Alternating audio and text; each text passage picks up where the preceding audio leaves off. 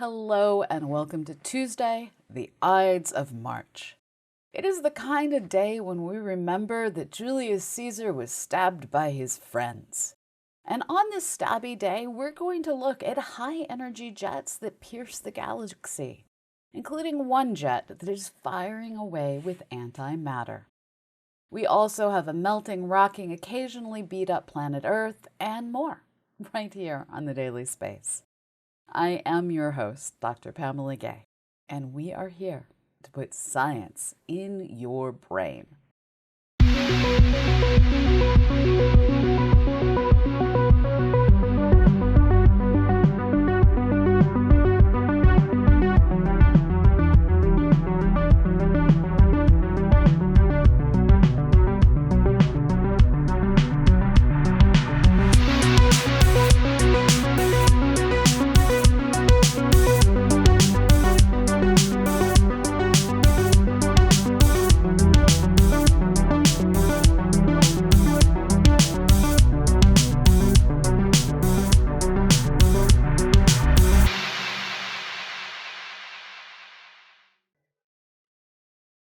I would like to start this story by saying this is not an illustration. If you are currently listening to the show as a podcast and you aren't driving your car, stop this recording and go to our website, dailyspace.org, to see this really amazing image of a new star being born. Don't worry, we'll still be here when you get back. This image, taken by the Hubble Space Telescope, shows a very young star just starting to punch its way out of the cloud of material it formed in. This protostar is home to a bright jet that is spraying out material that didn't quite make it into the star, and that material is lighting up as it interacts with its surroundings. This particular system is cataloged as HH34, and it is 1,250 light-years away in the Orion Nebula.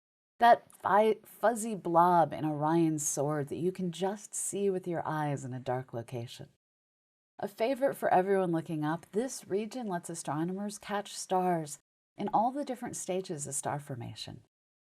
Herbig-Haro objects are very short-lived.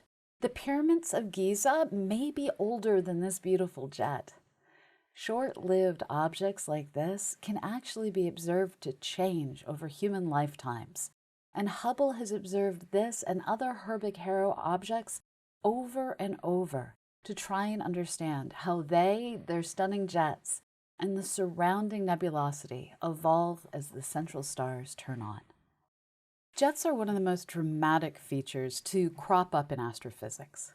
Researchers don't fully understand the details of how they form, but at the most basic level, magnetic fields can create beams of energy and particles that flow away from a spinning star or former star. Pulsars, the remnants of larger mass stars, are one of the most common sources of jets, and thanks to a new paper in the Astrophysical Journal, we now know these jets can, in just the right conditions, become a source of antimatter. Images from the Chandra X-ray Observatory have captured a stream of positrons, the antimatter sister particle to electrons, streaming for 40 trillion miles. Lead author of this work, Martin de Vries, comments, "It's amazing that a pulsar that's only 10 miles across can create a structure so big that we can see it from thousands of light years away. With the same relative size, if the filament stretched from New York to Los Angeles, the pulsar would be about 100 times smaller than the tiniest object visible to the naked eye." This long filament has been able to answer some big questions for scientists. Researchers regularly detect positrons, and exactly where all this antimatter comes from has been a bit of a mystery. In general, where there's a lot of energy, Einstein's good old E = mc² allows energy to become a pair of particles, matter and antimatter, such as a positron and electron. The energies in this system are amazing. Not only are particles forming, but the particles in the filament are moving at roughly 1/3 the speed of light. Researchers have previously seen high-energy halos that are forming particles surrounding pulsars, but they seemed confined by the surrounding material. This new example of a pulsar with a massive filament with positrons in it shows these antimatter generators sometimes fling their contents across the galaxy. Neutron stars come in many forms and are consistently amazing in their power and complexity. We now turn from pulsars to magnetars and look at the activities of SGR 1830-0645, which is nicknamed SGR 1830 for short. Located about 13,000 light-years away in the direction of the constellation Scutum, this star gave off a burst of X-rays that were spotted by the Swift telescope on October 10, 2020. Follow-up observations with NASA's Neutron Star Interior Composition Explorer, or NICER, which is located on the International Space Station, showed the system initially had 3 different hotspots that rotated through its field of view as the dead star rotated every 10.4 seconds. Over the next few weeks, those spots were seen to migrate closer and closer together. According to NASA's release on these observations, the results favor a model where the spots form and move as a result of crustal motion in much the same way as the motion of tectonic plates on Earth drives seismic activity. The team thinks these observations reveal a single active region where the crust has become partially molten, slowly deformed under magnetic stress. The 3 moving hotspots likely represent locations where coronal loops, similar to the bright glowing arcs of plasma seen on the Sun, connect to the surface. The interplay between the loops and crustal motion drives the drifting and merging behavior. From the high energies of stars to the quiet chaos of Earth, let's now switch gears and look at crusts of a totally different kind. Stay tuned for Earth Science after this break. Last week, we brought you the story of a new NASA drone called Vanilla that is being used to measure the snow depth on top of Arctic ice. Understanding the depth of that snow means that we can remove it from satellite data on the thickness of the ice itself, leading to more accurate measurements. While NASA has been testing out their new drone, a team of scientists has used for the first time the combined data from LiDAR and radar satellites to do the same task. The LiDAR satellite, IceSat-2, and the radar satellite, CryoSat-2, combined data to estimate the snow depth as well as the height of the exposed sea ice that is above the waterline. The researchers analyzed the data and found that the volume of Arctic sea ice has decreased by 16% of its winter amount in just 3 years, losing about 0.5 meters of thickness. That is not good. Lead author Sarah Kasimi also points out, we weren't really expecting to see this decline, for the ice to be this much thinner in just 3 short years. Again, here's why the snow depth is important. Snow is heavy, and the more it accumulates, the more it can weigh down sea ice, decreasing the amount that is above the waterline. Comparisons to climate records from previous studies show that the snow depth was being overestimated by about 20%, or 0.2 meters. Co-author Ron Kwok notes, Arctic snow depth, sea ice thickness, and volume are 3 very challenging measurements to obtain. The key takeaway for me is the remarkable loss of Arctic winter sea ice volume, 1/3 of the winter ice volume lost over just 18 years. That accompanied a widely reported loss of old thick Arctic sea ice and decline in end-of-summer ice extent. And the bigger issue here is the loss of winter ice, which is thicker and more resistant to melting as opposed to seasonal ice that easily comes and goes.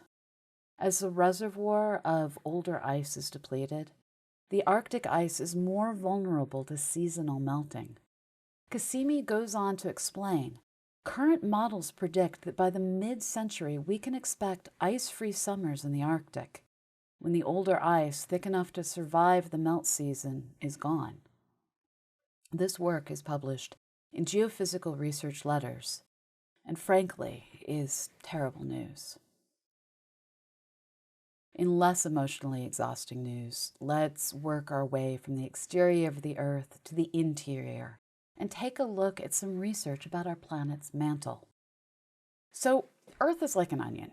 Thank you, Shrek. It has many layers, starting with the continental crust, where all our land hangs out. Under that is the mantle, which is thick and viscous and sticky and warm, and the convection currents in the mantle make our plates move. More on that later on. Beneath the mantle is a fluid outer core and a solid inner core, and those drive Earth's magnetic field, without which we probably wouldn't exist. Yay for magnetic fields. In a new paper published in Nature Geoscience, scientists researched a couple of interesting features in our mantle called blobs.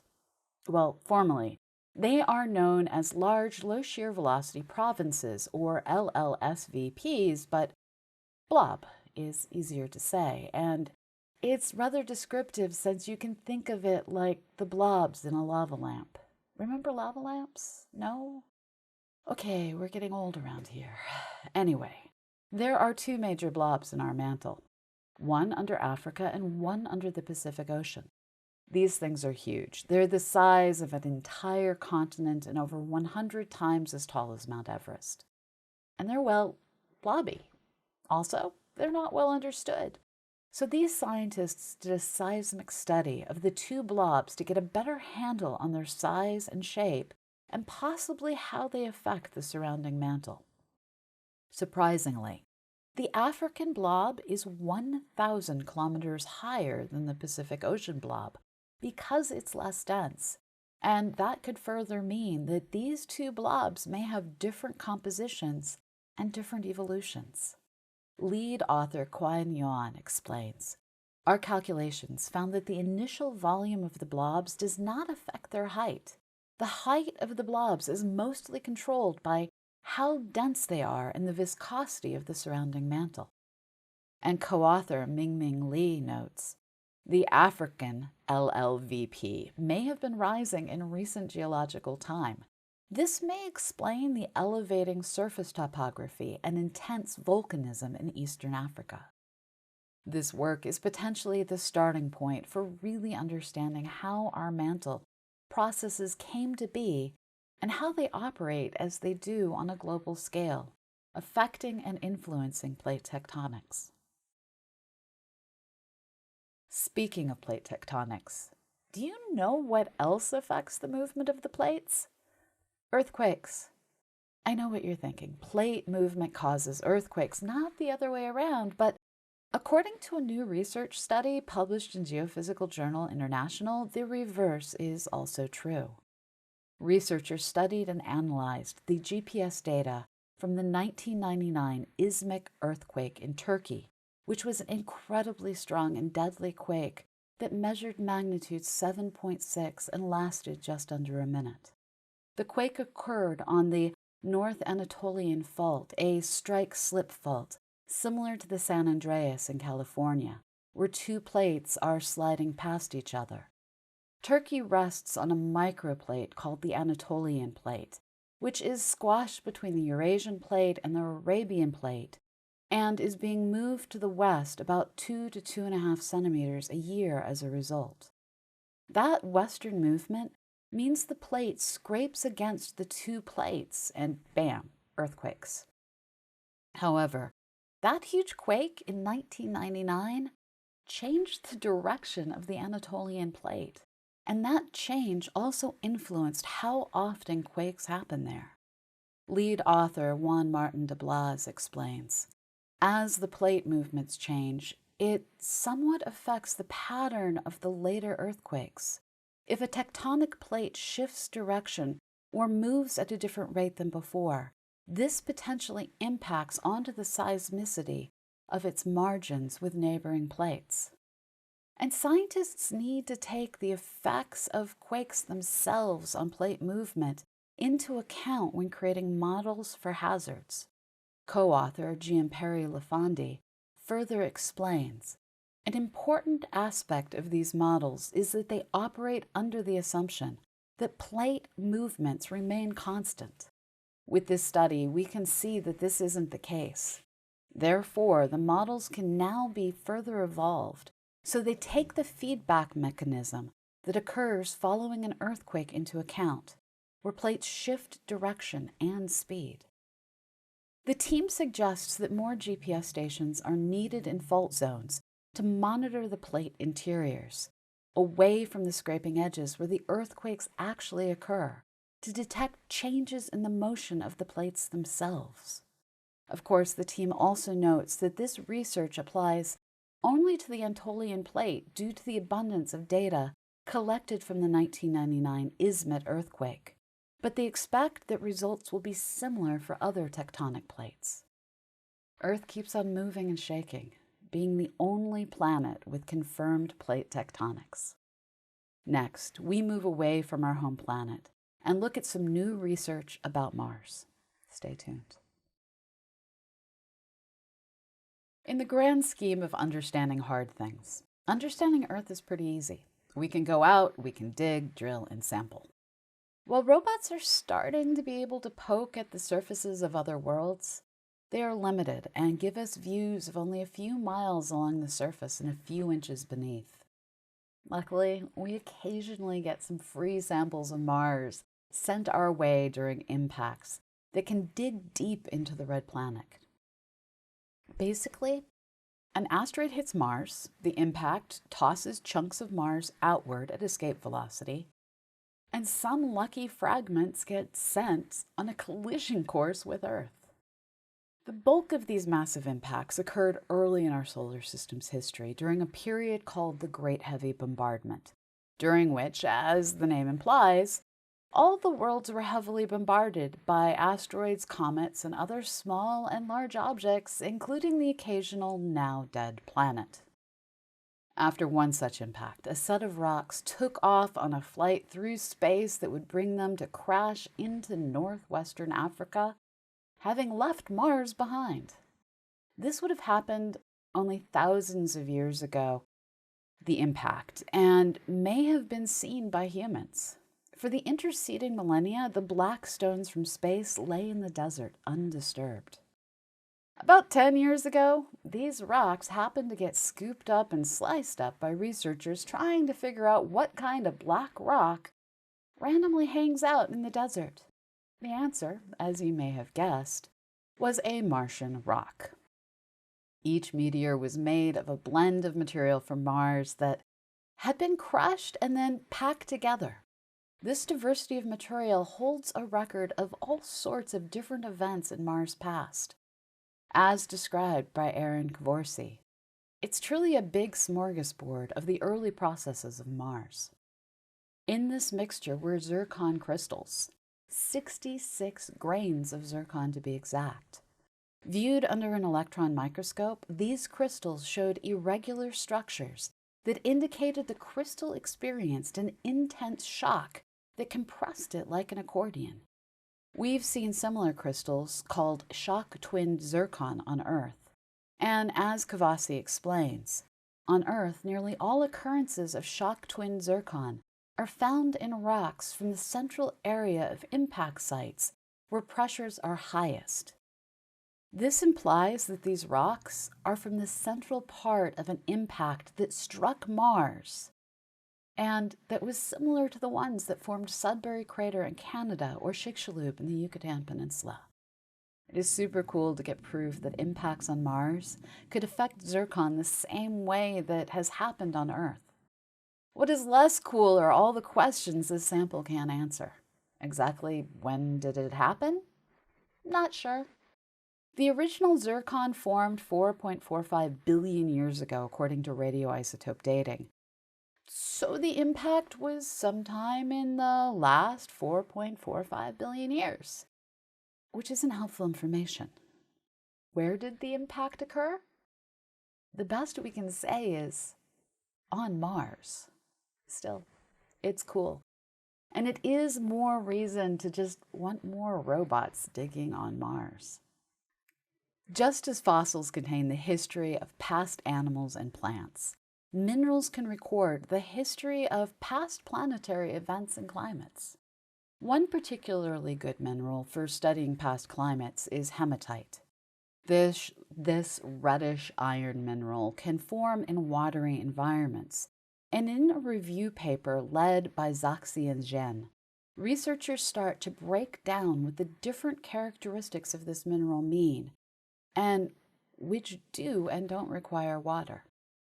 Basically, they want to see if we can use hematite to understand the past climate of Mars.